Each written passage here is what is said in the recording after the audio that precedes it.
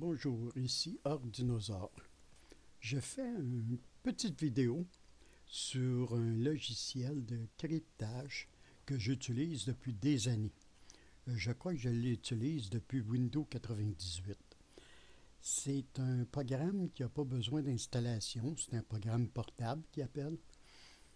Tout ce que vous avez à faire, je vais le mettre sur mon OneDrive. Tout ce qu'il va avoir dans le dossier Cryptosaure, il faut le copier dans un répertoire dans votre ordinateur. Et là, vous allez avoir ce programme que vous pouvez utiliser, qui est très pratique. Je vais vous montrer. Ici, j'ai mis un fichier STL. Je n'ai qu'à glisser dessus. Il faut absolument choisir le cryptage qu'on veut avoir. Attention, dans certains pays, on n'a pas le droit d'encrypter plus que 128 bits. Mais moi, où j'habite, je peux aller jusqu'à 8192 bits. C'est énorme en fait, cryptage. Là, je vais le mettre à 2048. Et là, tout ce que j'ai à faire, c'est de mettre ici le mot de passe. Moi, je vais marquer ordi comme mot de passe. Et là, je vais lui dire de l'encrypter. Regardez. Il est encrypté. Puis il a détruit l'original. Parce que moi, j'ai sélectionné ça ici dans les options. Il détruit l'original. Puis il a masqué le mot de passe.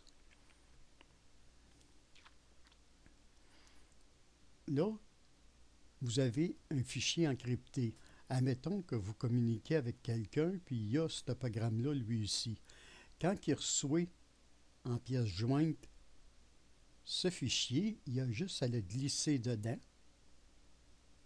Il faut absolument qu'il marque à quel niveau d'encryptage qui a été fait.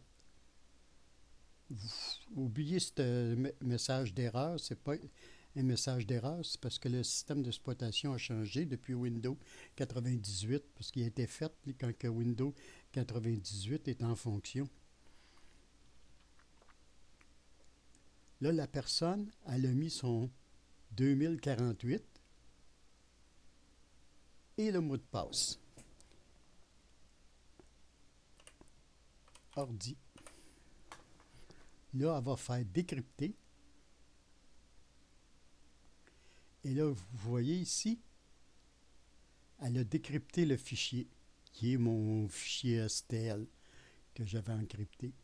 On peut encrypter à peu près n'importe quoi en fait fichier.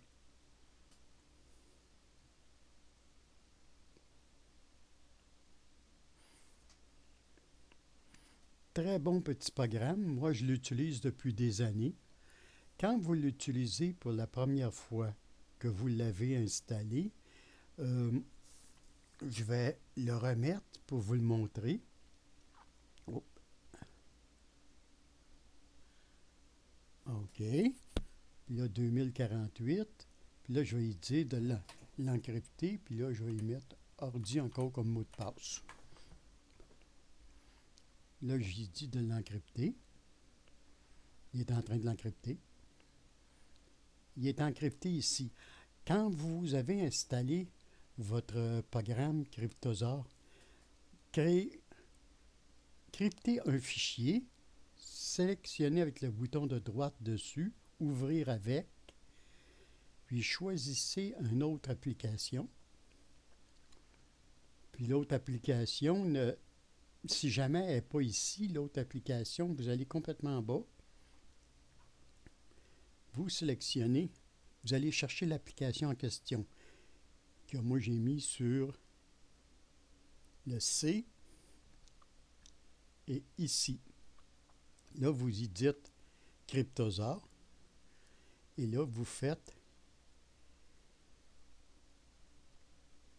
ouvrir.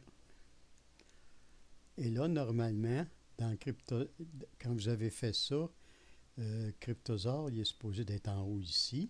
Puis là, vous dites toujours. Ça fait qu'avec cette extension-là, qui est CTZ pour Cryptosaure, quand vous cliquez dessus, je vais vous le fermer. Quand vous cliquez dessus, il va toujours ouvrir le fichier associé avec cette extension-là. Puis là, tout ce que vous avez à faire, c'est de le décrypter. On va y aller ici. Puis le 2048, il faut absolument marquer le 2048.